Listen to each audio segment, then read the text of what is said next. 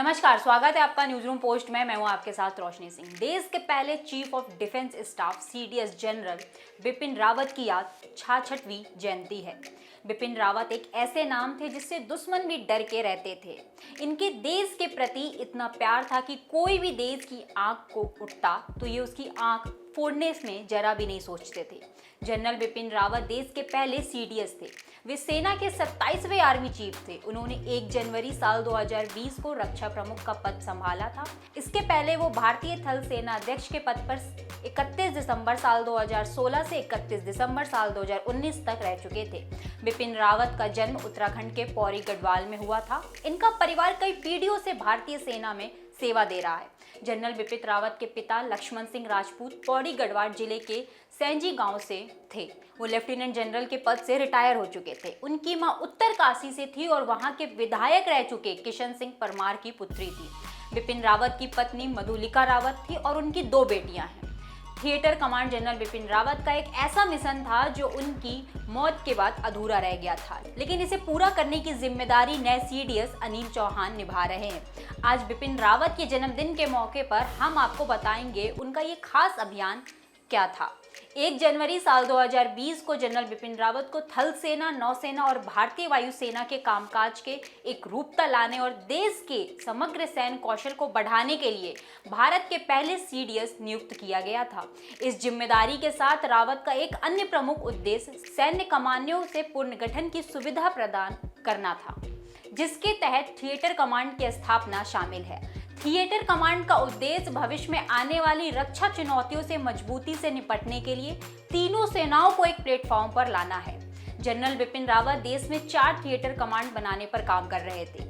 ये कमांड भविष्य में चीन और पाकिस्तान से भविष्य में आने वाले खतरों से निपटने में अहम साबित होगा।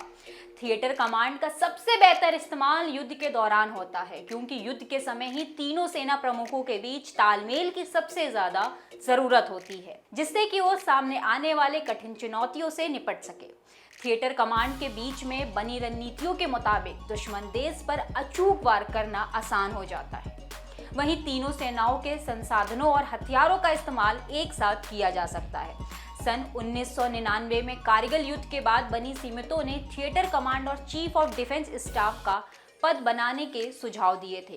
कारगिल की लड़ाई के बाद ही तीनों सेनाओं के बीच तालमेल बढ़ाने की बात सामने आने लगी थी। थिएटर कमांड के अंतर्गत आने के बाद तीनों सेनाओं एक साथ मिलकर काम करेंगी, जिसको सबको एक साथ कमांड में लाने पर सैन्य बलों के आधुनिकीकरण का खर्च कम होगा। वहीं किसी भी आधुनिकीकरण टेक्नोलॉजी का इस्तेमाल सिर्फ एक ही सेना नहीं करेगी, बल्कि उस कमांड में शामिल सभी सैन्य बलों का उसका लाभ मिलेगा। चीन, रूस और अमेरिका में थिएटर कमांड सिस्टम पहले से है। इस कमांड के तहत ही तीनों देशों की थल, वायु और नौसेना एक साथ मिलकर काम करती है।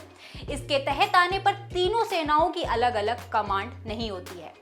अमेरिका में कुल मिलाकर 11 थिएटर कमांड है। इसमें से 6 पूरी दुनिया को कवर करते हैं। रूस के पास 4 थिएटर कमांड है, वहीं चीन के पास 5 थिएटर कमांड है। चीन अपनी पश्चिमी थिएटर कमांड के जरिए भारत की सीमा पर निगरानी करता है। भारत में तीनों सेनाओं को मिलाकर कुल अलग अलग 19 कमांड है, जिसमें से 7 थल सेना, 7 वायुसेना और 3 नौसेना के पास है। वहीं इसके अलावा देश में एक स्ट्रेटेजिक कौंसल कमांड है, जो कि परमाणु हथियारों को सुरक्षा देता है और उन्हें संभालता है। इसके अलावा अंडमान निकोबार में देश का एक इकलौता थिएटर कमांड है, जिसकी स्थापना साल 2001 में की गई थी। युद्ध के दौरान ऐसा देखा गया था कि अलग अलग थिएटर कमांड होने की वजह से सेनाओं के एक्शन में दोहराव या ओवरलैपिंग होती है। वहीं संसाधनों के साथ साथ मैन पावर भी ज़्यादा इस्तेमाल होता है, जबकि आज के दौर में विकसित देश तकनीक का सबसे ज़्यादा इस्तेमाल करते हैं। यही वजह थी कि बिपिन रावत अपने 3 साल के कार्यकाल के अंदर तीनों सेनाओं का पुनर्गठन करके थिएटर कमांड बनाना चाहते थे। अगर आपको हमारा वीडियो पसंद आया हो तो लाइक करें, कमेंट करें और शेयर ज़रूर करें। अगर आपने हमारे चैनल को सब्सक्राइब नहीं किया हो तो सब्सक्राइब करें।